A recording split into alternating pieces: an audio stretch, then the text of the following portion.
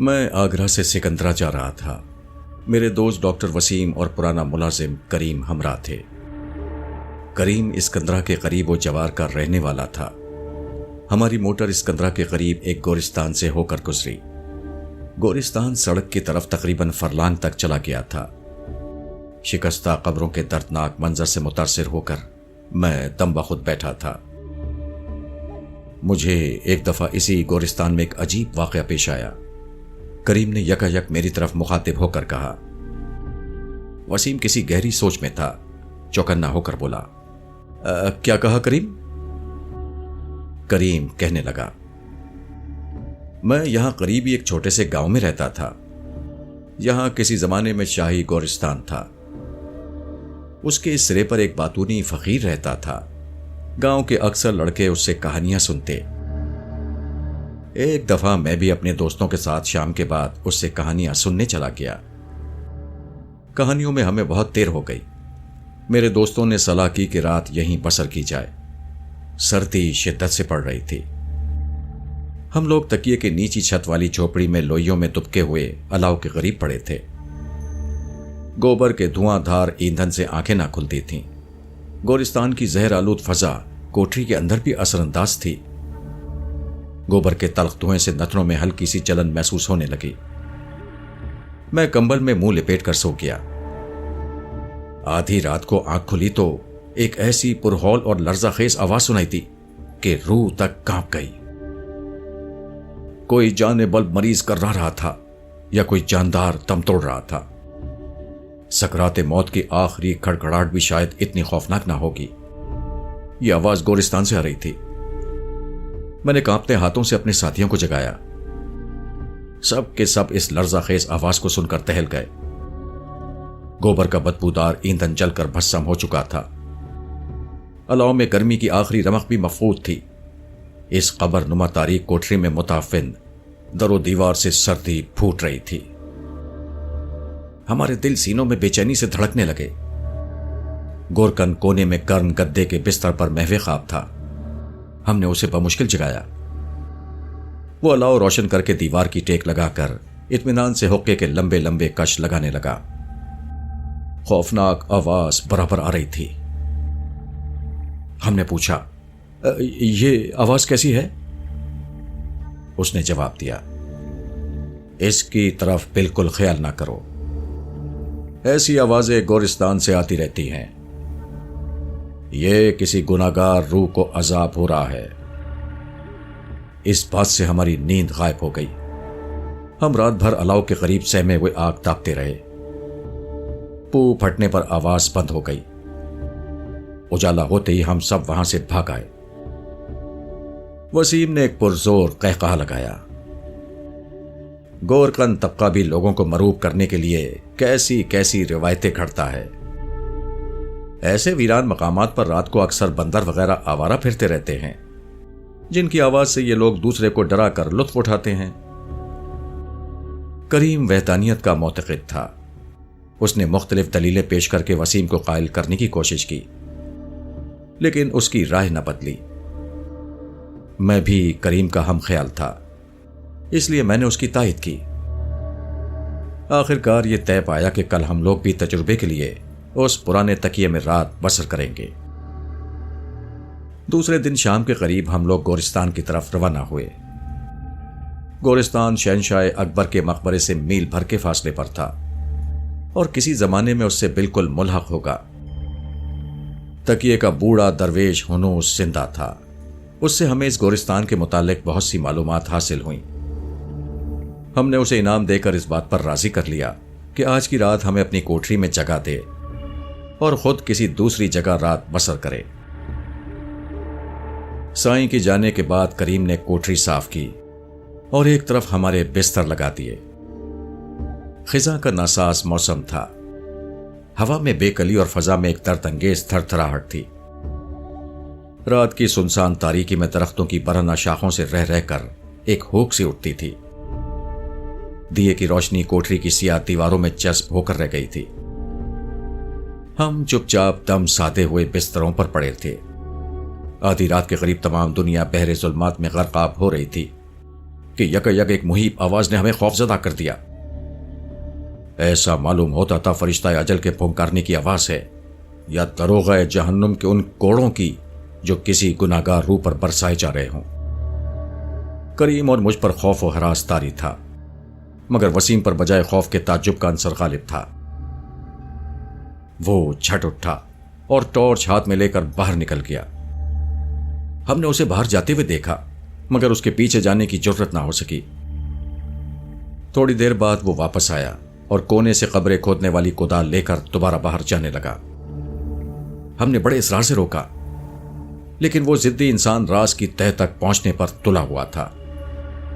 بے پرواہی سے کہنے لگا، میری فکر نہ کرنا، میں لاشوں کی صحبت میں بیٹھنے کا عادی ہوں۔ میں نے کودال کی طرف اشارہ کرتے ہوئے کہا، تاہم اس کام کے لیے یہ وقت موزوں نہیں ہے، صبح دیکھ لیں گے۔ مگر وہ روکے نہ رکا۔ آخر کریم بھی ساتھ چلنے کو تیار ہو گیا۔ اب میرے لیے تنہا یہاں رہنا دشوار تھا۔ جبرن وہ قہرن ان کے ساتھ ہو لیا۔ ہوا خوفناک آواز کی سرسراہٹ کے ساتھ ناگوار گونج پیدا کر رہی تھی۔ خشک پتوں کی چڑمڑ کی صدا سے روحوں کے چلنے پھرنے کا گمان ہوتا تھا۔ ایک درخت کے سوکھے تنے کی کوک میں سوئے ہوئے گنجے سر والے گدھ روشنی پڑتے ہی لمبی لمبی گردنیں باہر نکال کر ہمیں دیکھنے لگے۔ ٹارچ کی جھل ملاتی زو میں ہمارے سائے لمبے اور ڈراؤنے ہو رہے تھے۔ سہمی ہوئی فضا میں قبریں خوف سے سکڑتی ہوئی معلوم ہوتی تھیں۔ ہم محسوس کرنے لگے کہ مردے اپنی بے نور آنکھیں پھاڑ پھاڑ کر ہمیں قبروں سے گھور رہے ہیں اور ابھی اپنے استخوانی ہاتھ بڑھا کر ہمیں پکڑ لیں گے۔ اس تکلیف دہ خیالات کے زیر اثر میں بارہا اپنے سائے سے ڈر کر اچھلنے لگتا، مگر آفرین ہے وسیم پر، وہ جانتا بھی نہ تھا کہ ڈر کس کو کہتے ہیں۔ بے کھٹکے قبروں کو رونتا ہوا ایک پرانی قبر پر جا کر کھڑا ہوا۔ اس قبر کا تعویذ جو کبھی پختہ تھا، پکے خربوزے کی طرح تڑک کر پھوٹ چکا تھا۔ اس پر بے حد کاہی اگ رہی تھی۔ دائیں طرف ایک خزاں رسیدہ جھاڑی تھی، جس کی سوکھی ہوئی لمبی لمبی ٹہنیاں قبر پر پھیلی ہوئی تھیں۔ سرہانے کی طرف پتھر کی سل پر متوفی کا نام وغیرہ کنتا تھا، جو زنگ کی کثرت سے اس وقت نہ پڑا گیا۔ یہ آواز اسی قبر سے آ رہی تھی۔ وسیم اسے کھودنے کی فکر کرنے لگا۔ بہت جلد اسے محسوس ہوا، یہ قبر جو بظاہر پھٹ کر شہد کے چھتے کی طرح کھوکھلی ہو رہی ہے، دراصل بہت مضبوط ہے۔ وہ جھاڑی کی سوکھی شاخیں ہٹا کر قبر کا کوئی کمزور حصہ تلاش کرنے لگا۔ یک اس کا پاؤں جھاڑی کے قریب ایک گڑھے میں جا گرا۔ اسے ٹارچ سے دیکھا تو یہ ایک سوراخ تھا۔ وسیم اس سوراخ کو سرگرمی سے کھودنے لگا۔ کھودال کی ضرب پڑتے ہی وہ آواز یکدم بند ہو گئی، مگر دھن کا پکا وسیم اپنے کام میں مصروف رہا۔ کریم ٹارچ لیے کھڑا تھا اور میں سوراخ سے نکلتی ہوئی مٹی کو کانپتے ہاتھوں سے پرے پھینک کر جگہ کو صاف کر رہا تھا۔ 1 گھنٹے میں اس نے سین کے ذریعے قبر کی مٹی داہنی طرف اکھیڑ کر رکھ دی۔ اس کے بعد پوری طاقت سے تعویذ کا خول اکھاڑ کر پرے دھکیل دیا۔ اب قبر ہمارے سامنے بالکل کھلی پڑی تھی۔ اف! اس دردناک نظارے نے ہمارے دل تڑپا دیے۔ قبر میں لاش کے قریب ایک نوزائیدہ بچہ پڑا ہوا تھا، مردے کے پستان چوس رہا تھا۔ قبر میں مردے کا تمام جسم مٹی ہو رہا تھا، مگر دونوں پستان تازہ دودھ سے بھرے ہوئے تھے۔ بچے کی شکل نہایت مکروہ تھی۔ بے اختیار میرے منہ سے چیخ نکلی اور کریم بھی بھوت بھوت کہہ کر پیچھے ہٹا، لیکن وسیم نے بچے کو اپنے بازوؤں میں لے لیا اور کوٹری میں لے آیا۔ دیے کی مسلسل روشنی سے گھبرا کر بچہ رونے لگا۔ اس کی بھیانک آواز کوٹری کی دھندلی دیواروں سے ٹکرانے لگی۔ میں اور کریم اچک کر ایک کونے میں جا گھسے۔ اف! یہ آواز تھی جو قبر کی تہہ سے سنائی دیتی تھی۔ اس آواز میں اتنی کرختگی تھی کہ خدا کی پناہ، اس آواز کو ایک ننھے بچے کی آواز کہی نہیں جا سکتی تھی۔ وسیم بھی پل بھر کے لیے بوکھلا گیا، تاہم فوراً ہی آواز درست کر کے بولا، ڈرنے کی کوئی وجہ نہیں، اسے کچھ غذا دینی چاہیے۔ یہ کہتے ہوئے وہ اٹھا اور مٹی کے ٹوٹے پھوٹے برتنوں میں کوئی کھانے کی چیز تلاش کرنے لگا۔ آخر ایک برتن میں اسے تھوڑا سا گھی مل گیا جو اس نے بچے کو چٹایا اور بچے نے رونا بند کر دیا۔ ہم نے رات آنکھوں میں کاٹ دی۔ صبح سائیں کے آنے سے پیشتری میں اور کریم گورستان میں گئے اور رات کو کھودی ہوئی قبر کے تعویذ کا خول بدستور قبر پر رکھ کر اس کو مٹی سے بھر دیا جو رات کو وہاں سے نکالی گئی تھی۔ سرانے کی طرف لگی ہوئی سلسلے متوفیہ کا نام وغیرہ پڑھنا چاہا۔ میں نے رومال پانی میں بھگو کر ان پر رگڑا۔ آخر بڑی مشکل سے شمس النساء پڑھا گیا، باقی حروف نہ پڑھے جاتے تھے۔ جب ہم لوگ واپس کوٹری میں آئے تو وسیم کہنے لگا، ہمیں سائیں کے آنے سے پیشتری یہاں سے چلا جانا چاہیے۔ سائیں کو اس بچے کی برآمدگی سے مطلع کرنا اچھا نہیں ہے۔ میں نے کہا، چھپانے سے کیا فائدہ ہوگا؟ وہ کہنے لگا، اگر کسی کو معلوم ہو گیا تو یہ بات مشہور ہو جائے گی اور تمام دنیا اسے دیکھنے کے لیے ٹوٹ پڑے گی۔ اس طرح یہ بچہ مر جائے گا۔ میں نے کہا، اس بچے کا پالنا خطرے سے بھی خالی نہیں ہے۔ کیوں؟ کیا تم نے بڑی بوڑھیوں سے بچپن میں کبھی نہیں سنا کہ کئی لوگوں کو گورستان سے ایسے بچے دستیاب ہوئے جو حاملہ عورتوں کی میتوں نے قبروں میں جنے تھے؟ میں نے کہا، یہ تو محض روایتیں ہوا کرتی ہیں، بھلا ایسی باتوں پر کون یقین کر سکتا ہے؟ وسیم کہنے لگا، لیکن ایسی صورت میں جبکہ یہ روایت ہمارے سامنے عملی جامہ پہن چکی ہے، خواہ قاتل ہونا پڑتا ہے۔ ایک ڈاکٹر کی زبان سے یہ الفاظ سن کر میں لاجواب ہو گیا۔ اس کے بعد وسیم بچے کو لے کر باہر نکل گیا اور ہم سائیں کے آنے تک وہیں ٹھہرے رہے۔ وسیم نے اس بچے کا پالنا جتنا آسان سمجھ رکھا تھا اتنی ہی دشواریاں پیش آئیں۔ وہ بچہ کریم کے سپرد کیا گیا، مگر وہ بھی اس ذمہ داری کو نبھا نہ سکا۔ آخر اسے ایک بے اولاد بیوہ کی گود میں دے دیا گیا۔ اس بچے کا نام صفدر رکھا گیا۔ اس کے کفیل ہم لوگ تھے۔ وہ اس غریب بیوہ کی نگرانی میں پرورش پاتا رہا۔ چند ماہ کے اندر بچے کی شکل اتنی تبدیل ہو گئی کہ پہچانا نہ جاتا تھا۔ اس پریزاد بچے کی بڑی بڑی اور لمبی آنکھیں خاص طور پر خوبصورت اور چمکیلی تھیں۔ مجھے اور کریم کو بنسبت وسیم کے اس بچے سے کچھ زیادہ ہی پیار ہو گیا۔ یہ بچہ حیرت انگیز طور پر نشو نما پا رہا تھا۔ بچے کے دماغ میں پیدائشی نقص تھا۔ 2 برس کا ہوا تو غریب بیوہ کو شکایت رہنے لگی کہ بچہ نہایت تند مزاج ہے۔ جس گلاس سے وہ پانی پی لے وہ اس میں خود نہیں پیتا اور اسے اپنے برابر بیٹھنے نہیں دیتا۔ 4 سال کا ہوا تھا کہ وہ بیوہ فوت ہو گئی۔ اب اسے دوبارہ کریم کے پاس لایا گیا۔ گھر لانے پر ہمیں اس کی عادات و اطوار کا صحیح اندازہ ہو گیا۔ جس طرح اس کی ہستی پراسرار تھی اسی طرح اس کے عادات و اطوار بھی نرالے تھے۔ وہ بھڑکیلے کپڑوں کا شائق اور عطریات کا عاشق تھا۔ انہی ایام میں ایک رات کو کریم میرے پاس بوکھلایا ہوا آیا اور گھبرائی ہوئی آواز میں کہنے لگا، آقا صفدر کو کوئی عرضہ ہو گیا ہے۔ میں گھبراہٹ میں ننگے پاؤں دوڑتا ہوا صفدر کے کمرے میں گیا۔ صفدر کی حالت خراب تھی۔ وہ پاگلوں کی طرح کمرے کی دیواروں کے ساتھ ساتھ نہایت تیزی سے گھوم رہا تھا۔ میں نے اسے پکڑنے کی کوشش کی مگر یکایک کریم کی چیخ سن کر رک گیا۔ کریم نے کانپتے ہوئے ہاتھ سے دیوار کی طرف اشارہ کیا۔ اف! دیوار پر صفدر کے 2 سائے پڑ رہے تھے۔ دیر تک اس کی یہی حالت رہی، پھر یکدم ایک سایہ غائب ہو گیا اور صفدر بے ہوش ہو کر گر پڑا۔ صبح میں نے وسیم سے جا کر اس واقعے کا ذکر کیا۔ اسے بھی بڑا تعجب ہوا۔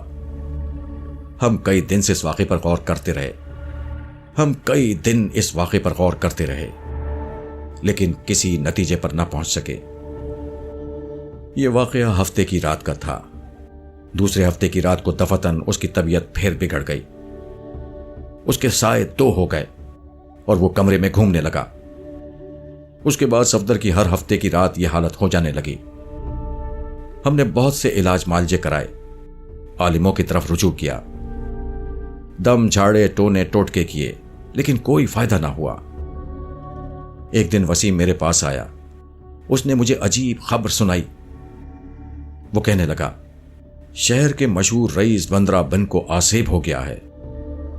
ہر ہفتے کی رات کو اس کے 2 سائے ہو جاتے ہیں اور وہ پاگل پن میں لکڑی کے صندوق سے ٹکرے مار مار کر بے ہوش ہو جاتا ہے۔ اس خبر نے مجھے مزید حیرت میں ڈال دیا۔ ہم دونوں اسی دن دیوان صاحب کے گھر پہنچے۔ دیوان صاحب ایک قدیم راجپوت خاندان کے آخری نام لیوا تھے۔ وسیم سے ان کی پرانی صاحب سلامت تھی۔ وہ بہت خوش اخلاقی سے ملے، مگر ان کے چہرے پر پریشانی کے آثار تھے۔ دیر تک ان کی بیماری کے متعلق باتیں ہوتی رہیں۔ وسیم نے صفدر کا ذکر بھی شروع کر دیا اور اس کی تمام داستان انہیں کہہ سنائی۔ یکا یک مجھے خیال آیا، دیوان جی، میں وہ صندوق دیکھنا چاہتا ہوں جس سے ٹکرے مار مار کر آپ بے ہوش ہو جاتے ہیں۔ ہاں، آپ شوق سے دیکھ سکتے ہیں، دیوان صاحب بولے۔ اس میں پرانے زمانے کی چند تحریروں اور اسلحے کے علاوہ کچھ نہیں ہے۔ دیوان صاحب ہمیں گھر کے اندرونی حصے میں لے گئے، جہاں ایک پرانی طرز کے دالان نما کمرے کے کونے میں لکڑی کا بہت بڑا پرانا صندوق رکھا تھا، جس پر قدیم ساخت کا سرخ چمکیلا روغن کیا گیا تھا اور جا بجا پیتل کے بڑے بڑے پھول اور پتریاں چڑھی ہوئی تھیں۔ دیوان صاحب نے صندوق کھولا۔ اس کے پہلے 2 خانوں میں ان کے آباء و اجداد کا سپاہ گری کا ساز و سامان اور وردیاں رکھی تھیں، اور نچلے خانے میں کچھ دستاویزات اور دوسرے کاغذات بھرے ہوئے تھے۔ ہم دیر تک ان کاغذات کا معائنہ کرتے رہے، لیکن ہمیں کوئی ایسی چیز دکھائی نہ تھی جو ان واقعات پر روشنی ڈال سکتی۔ آخر دیوان صاحب صندوق کو بند کرنے کو تھے کہ اوپر کے خانے میں مجھے ایک زوردار طلائی دانی نظر آئی۔ میں نے اسے اٹھا کر کھولا۔ اس میں 2 خط ایسے دستیاب ہوئے جو کبھی ہنائی رنگ کے کاغذ پر لکھے گئے تھے، مگر اب خاکسری ہو رہے تھے۔ خط کی طرز تحریر زنانہ تھی۔ ایک خط کا مضمون یہ تھا: تسلیم، میں آپ کے اشارے کے مطابق راکھی لے کر دیوان تک کل رات جی کے پاس گئی۔ انہوں نے جس ہمدردی اور جانثاری کا ثبوت دیا وہ میرا دل ہی جانتا ہے۔ وہ جتنے بہادر ہیں اتنے ہی رحم دل بھی ہیں۔ انہوں نے جان پر کھیل کر مجھے اپنے پتی سے ملا دیا۔ پتی دیو کی حالت دیکھ کر غم سے میرا دل پھٹ گیا۔ وہ بالکل پہچانے ہی نہیں جاتے تھے۔ ان کی شہزادگی فقیری میں تبدیل ہو رہی تھی۔ بھلا شاہی محلات میں عیش و عشرت کے خوگر شہزادے کو خلا گو ایسا کیا، تنگ و تاریخ تہخانے کی ہوا رکی۔ مجھے کیا معلوم تھا کہ میرے سنہرے خوابوں کی یہ دل شکن تعبیر ہوگی۔ میں پتی دیوتا کو بجائے تخت نشین ہونے کے خاک نشین دیکھوں۔ کاش ہمارے دن پھر بدل جائیں، مگر نہیں۔ بھائی کی سنگ دلی پر ان کا دل ٹوٹ چکا ہے۔ اب ان کی خواہش ہے کہ ان کا لاشا بجائے تہخانوں میں سڑنے کے ان کے آباء و اجداد کی لاشوں کے پاس دفن ہو۔ میں اس وصیت کو پورا کرنے کی قسم اٹھا چکی ہوں، اور اب اس قسم کی ادائیگی مجھ پر فرض ہے۔ اگر میری عمر نے وفا نہ کی تو شہزادہ مراد کا وہ بچہ جو میرے پیٹ میں ہے میری قسم پوری کرے گا۔ فقط بھاوتی عرف شمس النہار بیگم۔ شمس النہار کا نام پڑھ کر میرے رونگٹے کھڑے ہو گئے۔ مجھے اس قبر پر لکھا ہوا نام یاد آ گیا جس سے صفدر برآمد ہوا تھا۔ میں نے بےتابی سے دوسرا خط اٹھایا۔ اس میں لکھا تھا: ہمدرد و ہمراہ سکھ ورشا دیوی، موت مجھ سے ہم آغوش ہو رہی ہے۔ وقت کی تند ہوا میرا چراغ ہستی گل کرنے کے در پہ ہے۔ میں ابھی تک اس کا سختی سے مقابلہ کر رہی ہوں۔ مجھے بچہ جننے کا انتظار ہے تاکہ میں اسے خیر و برکت دے کر دنیا سے رخصت ہو جاؤں۔ پیدا ہونے کا وقت بہت دور ہے۔ موت کہاں تک مجھ سے رعایت کرے گی؟ کیا یہ بچہ میرے ساتھ ہی قبر میں جائے گا اور اس طرح ایک ہستی تلف ہو جائے گی جس پر ایک مظلوم شہزادی کی وصیت اور ایک ناشاد راجپوتنی کا قسم کا دار و مدار تھا؟ نہیں، میرا بچہ نہیں مر سکتا جب تک میری قسم نہ پوری ہو، خواہ میری روح کو سخت سے سخت عذاب ہی کیوں نہ ہو۔ میری قوت ارادی اسے زندہ رکھے گی اور اس سے یہ قسم جبرن پوری کرائے گی۔ ان عجیب و غریب خطوط نے میرے جسم میں لرزہ ڈال دیا۔ میں نے وہ خط وسیم اور دیوان صاحب کو پڑھ کر سنائے۔ کیا صفدر وہی بچہ ہے؟ میں نے حیرت و استعجاب سے کہا۔ وسیم نے زوردار لفظوں میں اس کی تردید کرتے ہوئے کہا، یہ قطعاً ناممکن ہے۔ آپ کچھ تو خیال کریں، یہ خط آج سے 300 سال پہلے شہزادہ مراد کی بیگم نے لکھا تھا۔ 300 سال تک اس بچے کا قبر میں زندہ رہنا، پھر ایک نوزائیدہ بچے کی صورت میں قبر سے نکلنا اتنا ہی ناممکن ہے جتنا کسی مردے کا جی اٹھنا۔ یہ بات کسی روحانی طاقت یا قوت ارادی سے کچھ بعید نہیں۔ دیوان صاحب نے کہا، اول تو قبر میں بچہ کیا کم حیرت انگیز ہے جو آپ اس امر سے انکار کرتے ہیں؟ یہاں ممکن اور ناممکن کا سوال ہی فضول ہے۔ جہاں تک میرا خیال ہے یہ وہی آسیب زدہ بچہ ہے جو اس خط کی راکھمان قبر میں چنا۔ اب تک وہ کسی غیر مرئی قوت سے زندہ ہے۔ آپ مانے یا نہ مانے، اسی بیگم کی روح ان خطوط کو حاصل کرنے کے لیے مجھے تکلیف دیا کرتی ہے۔ وسیم لاجواب ہو کر خاموش ہو گیا، کیونکہ شروع ہی سے یہ معاملہ اتنا حیرت انگیز تھا کہ اس پر بحث کرنا فضول تھا۔ تاہم ہماری تشویش بڑھتی گئی اور ہم اسی شش و پنج میں گھر چلے آئے۔ دن گزرتے گئے۔ صفدر کو سائے کی تکلیف بدستور تھی اور اب اس کی افسردگی حد سے بڑھ چکی تھی۔ ایک دن دیوان صاحب صفدر کو دیکھنے آئے۔ وہ بہت خوش تھے۔ جب سے وہ خط ان کے گھر سے نکلے پھر کبھی انہیں اس سائے نے نہ ستایا تھا۔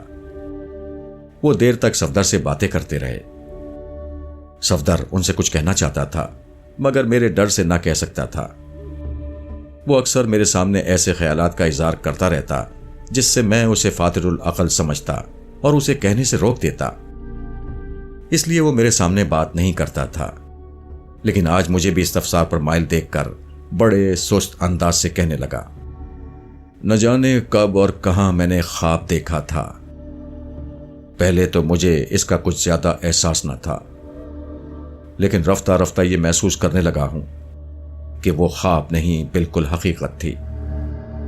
میں نے یہ وہم دور کرنے کی بہت کوشش کی، لیکن وہ بجائے دور ہونے کے زیادہ مضبوط ہوتا رہا۔ اب وہ وہم ترقی پر ہے۔ مجھے خوف ہے کہ میں کہیں دیوانہ نہ ہو جاؤں۔ وہ کسی گہری سوچ میں پڑ گیا تھا۔ کامل سکوت کے بعد اس نے پھر کہا، خواب میں نے دیکھا کہ میں ایک لطیف سی چیز ہوں، ایک تنگ و تاریک کمرے میں موجود ہوں جس کے درمیان ایک حوض میں الاؤ جل رہا ہے اور آگ کے بڑے بڑے انگارے دہک رہے ہیں۔ آگ کے قریب ایک عورت کھڑی تھی اور اس کے سامنے ایک لمبی لمبی آنکھوں والا خوش شکل جوان مردہ سی صورت بنائے کھڑا تھا۔ عورت کہہ رہی تھی کہ اگر ان کی سازش کامیاب ہو گئی تو اسے بہت جلد رہائی مل جائے گی۔ مرد کہنے لگا، پربھا، اورنگزیب عالمگیر کوئی معمولی انسان نہیں، اس کے سامنے سازشوں کی کچھ حقیقت نہیں۔ پربھا اورنگزیب کے نام پر ہمارے کان کھڑے ہو گئے۔ دیوان صاحب نے مجھے معنی خیز نگاہوں سے دیکھا۔ صفدر سلسلہ کلام جاری رکھتے ہوئے کہنے لگا، خوشرو آدمی نے کہا، کہیں تم پر کوئی مصیبت نازل نہ ہو جائے۔ میری رہائی کی کوئی امید نہیں۔ اب میرے دل میں صرف ایک حسرت ہے کہ مرنے کے بعد میرا لاشا اس گرد و نواح میں نہ رہے، بلکہ میرے خاندان کے افراد کے پہلو با پہلو دفن ہو۔ یہ دل شکست باتیں سن کر وہ عورت رونے لگی۔ مرد نے پھر کہا، پربھا، رو دھو کر مجھے بزدل نہ بناؤ، بلکہ میری ہمت بندھاؤ۔ اگر ہو سکے تو اپنی راجپوتی شان کے مطابق وعدہ کرو کہ میری آخری آرزو پوری کرنے کی کوشش کرو گی۔ یہ سنتے ہی عورت فوراً آنسو پہنچ کر تن کر کھڑی ہو گئی۔ اس نے سنجیدگی سے جلتی ہوئی آگ کی طرف اشارہ کر کے جواب دیا، میں قسم کھا کر کہتی ہوں کہ اگر خدا نخواستہ کوئی ایسی ویسی بات ہو گئی تو میں آپ کو ضرور کسی شاہی قبرستان میں پہنچا کر چین دوں گی۔ اگر میں مر گئی تو یہ بچہ جو اس وقت میرے پیٹ میں ہے میری قسم کو پورا کرے گا۔ جس وقت وہ عورت قسم کھا رہی تھی مجھے ایسا محسوس ہوا کہ جو الفاظ وہ کہہ رہی ہے وہی حرف بہ حرف میں دہرا رہا ہوں، یا دوسرے لفظوں میں نے ہی وہ قسم اٹھا رکھی ہے۔ اس کے بعد کے حالات کا مجھے علم نہیں ہے، البتہ روز بروز میری بے قراری بڑھ رہی ہے اور میں ہر وقت انہی خیالات میں غرق رہتا ہوں۔ دوسرے دن دیوان صاحب نے مجھے اور وسیم کو بلایا اور کہنے لگے، یہ وہی پرسرار بچہ ہے جس کا ذکر شہزادہ مراد کی بیگم نے اس خط میں کیا تھا، اور اس لڑکے کی باتوں سے صاف ظاہر ہے کہ اس کی روح بیدار ہے اور کسی پرسرار دنیا میں اس قسم کی ادائیگی کا اقرار کر چکی ہے۔ وسیم کہنے لگا، اتنی صدیوں کے بعد ایک گمنام لاش کی جستجو کتنی مزے کے خیز بات ہے۔ دیوان صاحب بولے، تمہیں قسم کی ادائیگی یا لاش سے کیا غرض؟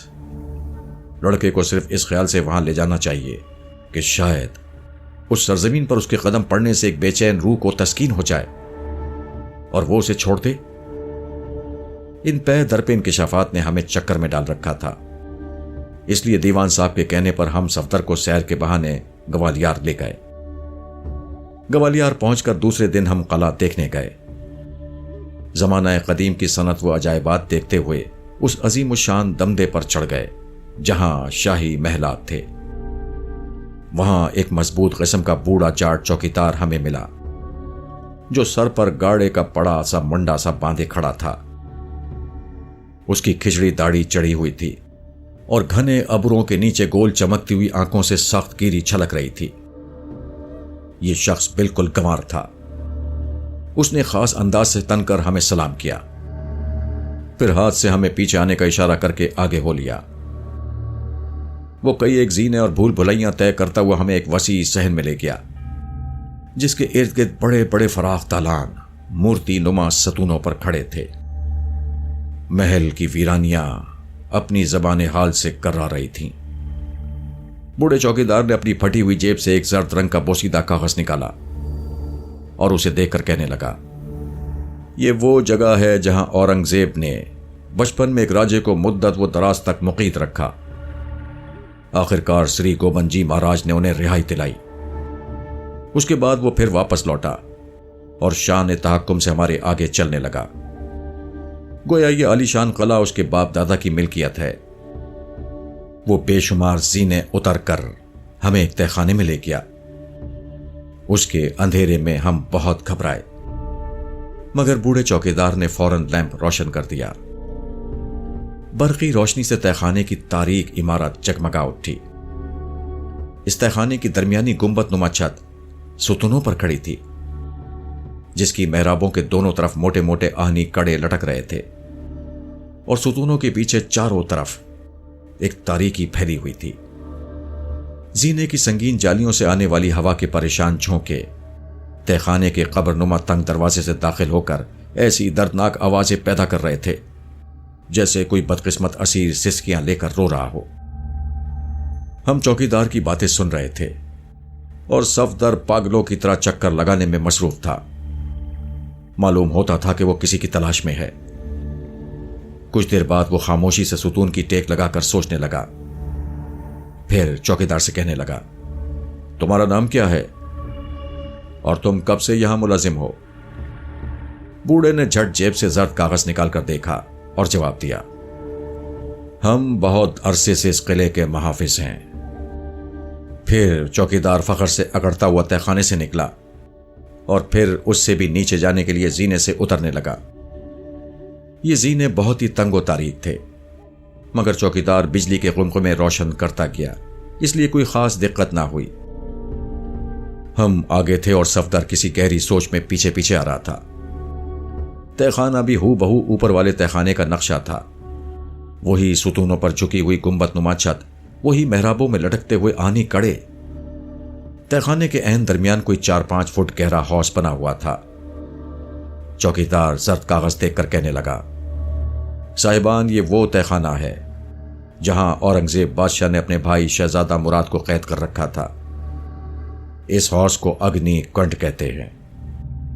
جو ہی بوڑھی کی زبان سے یہ الفاظ نکلے، صفدر ہمیں دھکیلتا ہوا آگے بڑھا اور بے تحاشا چیخ مار کر اس ہاؤس میں کود گیا اور سسکیاں بھرتے ہوئے کہنے لگا، ہاں یہ وہی جگہ ہے جہاں میں نے ایک عورت کو قسم اٹھاتے ہوئے دیکھا تھا۔ بہت دیر تک وہ اس تہہ خانے میں دیوانہ وار پھرتا رہا۔ آخرکار بڑی مشکل سے اسے سمجھا بجھا کر ہم ڈیرے پر واپس لائے۔ گوالیار آئے ہوئے ہمیں 3 دن گزر چکے تھے۔ ہفتے کی رات تھی۔ یک کریم نے ہمیں جگا کر اطلاع دی کہ صفدر غائب ہے۔ اس خبر سے ہمیں سخت تشویش ہو گئی۔ ہمیں خطرہ تھا کہ وہ کسی نئی مصیبت کا شکار نہ ہو جائے۔ ہمیں یقین تھا کہ وہ ضرور قلعے کی طرف گیا ہوگا۔ چنانچہ ہم لوگ اسی وقت تیز رفتاری سے اس کے تعاقب میں روانہ ہو گئے۔ گوالیار کے گیٹ کے قریب ہمیں ایک سایہ دکھائی دیا۔ یہ صفدر تھا جو اندھا دھن قلعے کے صدر دروازے کی طرف جا رہا تھا۔ وسیم کی رائے تھی کہ اس کے کسی کام میں دخل نہ دیا جائے اور چپ چاپ اس کا تعاقب کر کے دیکھیں کہ وہ کیا کرتا ہے۔ دروازے کے قریب پہنچ کر ہمیں انتہائی تعجب ہوا، کیونکہ قلعے کے صدر دروازے کی کھڑکی کھلی ہوئی تھی۔ صفدر اس کھڑکی کی راہ سے اندر داخل ہو گیا۔ ہم بھی دبے پاؤں دروازے کے قریب کھڑے ہو گئے اور کھڑکی سے جھانک کر دیکھنے لگے۔ ایک عجیب سا نظارہ دکھائی دیا۔ بوڑھا چوکیدار ہاتھ میں زرد کاغذ پکڑے دیوار کی طرف منہ کیے کھڑا تھا۔ دیوار پر اس کے 2 سائے پڑ رہے تھے۔ وہ دیوانوں کی طرح ان سایوں سے باتیں کر رہا تھا۔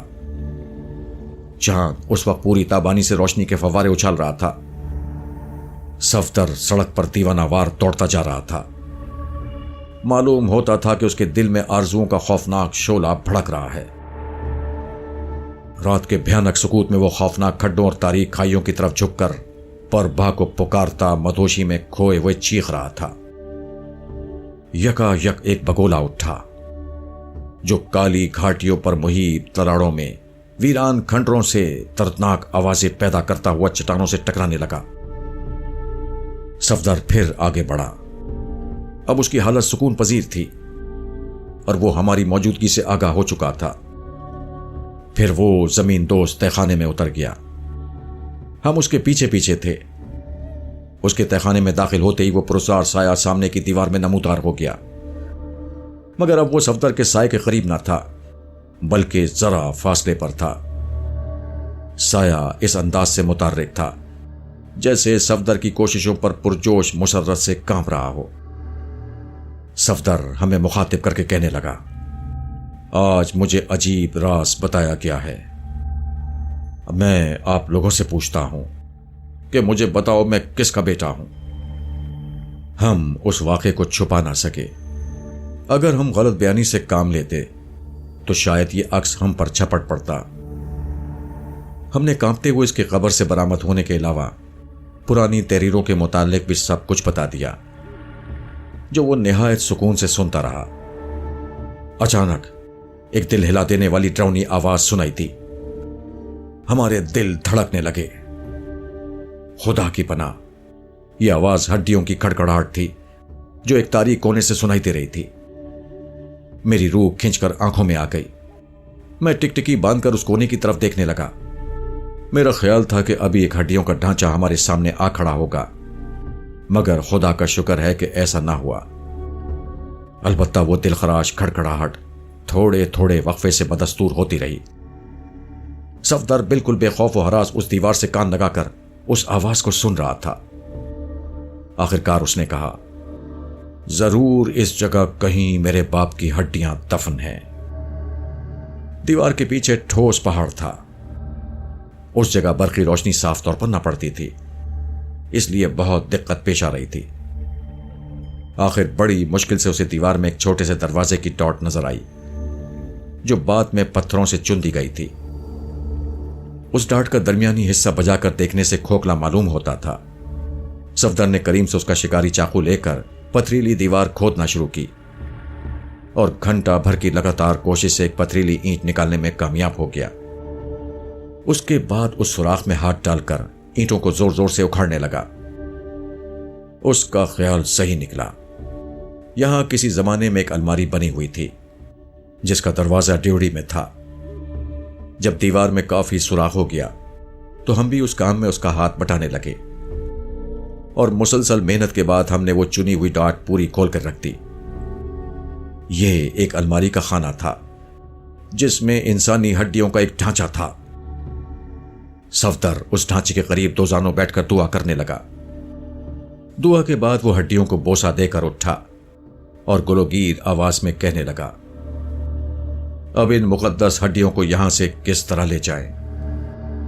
کریم نے اپنا کمبل زمین پر پھیلا دیا جس میں سب ہڈیاں اکٹھی کر کے باندھ دی گئیں۔ ہم تیزی سے تہخانے سے نکل گئے اور پہاڑی راستہ عبور کر کے نیچے صدر دروازے کے قریب پہنچے۔ بوڑھا چوکیدار ابھی تک اسی طرح سایوں سے باتیں کر رہا تھا۔ ہم چپ چاپ باہر نکل آئے۔ اس واقعے کے بعد دوسرے دن ہم پھر ایک دفعہ اسکندرا آئے، کیونکہ اس فقیر کی مدد سے ان ہڈیوں کو وہاں ٹھکانے لگانا آسان تھا۔ چنانچہ ایسا ہی ہوا۔ رات کے وقت جبکہ آسمان تاریک بادلوں سے گھرا ہوا تھا، ہوا شاید ٹھنڈی سانسیں بھر رہی تھی۔ ایسا معلوم ہوتا تھا کہ صدیوں سے محو آرام شاہی خاندان کی روحیں اپنے ایک فرد کے آمد کے انتظار میں ہیں اور پرانی قبروں سے جھانک رہی ہیں۔ ہم ان ہڈیوں کو کفن میں باندھ کر وہاں سے لے گئے۔ بوڑھا فقیر اور کریم ہمارا انتظار کر رہے تھے۔ انہوں نے قبرستان میں گڑھا کھود رکھا تھا جہاں اس گمنام تاجدار کی پامال شدہ ہڈیوں کو دبا دیا گیا۔ صفدر نے اپنی ماں کی شکستہ قبر بھی دیکھی۔ اس کی حالت دیکھ کر وہ بہت آزردہ ہوا۔ میں نے فوراً اس کی مرمت کا انتظام کر دیا۔ دوسرے دن شام تک مرمت ہو گئی۔ شام کے قریب ہم اسے واپس لائے تو وہ بالکل پاگل ہو چکا تھا۔ اسے بڑی مشکل سے سلا دیا گیا، مگر آدھی رات کو میری آنکھ کھلی تو صفدر بستر پر موجود نہ تھا۔ میں نے بدحواسی سے وسیم اور کریم کو جگایا اور اس کی تلاش شروع کر دی۔ رات سخت اندھیری تھی، کچھ سجائی نہیں دیتا تھا۔ جھکڑ کے تھپیڑے ہمیں دھکیل دھکیل کر پیچھے ہٹا رہے تھے۔ آندھی کا غبار ہمارا راستہ روکنے کے در پہ تھا اور درخت غیظ و غضب سے دورے ہو کر ہمیں پکڑنے کو دوڑ رہے تھے۔ صبح کے وقت ہمیں ایک جھاڑی کے قریب صفدر کے پاؤں کا ایک بوٹ پڑا ملا۔ بوٹ کو دیکھ کر ہمیں کچھ تسلی ہوئی۔ کریم کہنے لگا، وہ کہیں قریب و جوار میں ہی ہوگا اور ضرور اپنی ماں کی قبر پر آئے گا۔ یہاں اس کا انتظار کرنا چاہیے۔ اس کی ماں کی قبر دیکھ کر ہمیں بہت حیرت ہوئی۔ اس کی نئی بنی ہوئی قبر میں عین درمیان ایک لکیر نمودار ہو رہی تھی۔ گویا معلوم ہوتا تھا کہ قبر شق ہو کر دوبارہ ملی ہے۔ میں گہری سوچ میں پڑ گیا۔ یکا یک میری نظر ایک عجیب چیز پر پڑی۔ انتہائی رنج و غم سے میری چیخیں نکلنا شروع ہو گئیں۔ سرہانے کے قریب قبر کی لکیر نما دراز سے صفدر کے کوٹ کا کونا باہر لٹک رہا تھا۔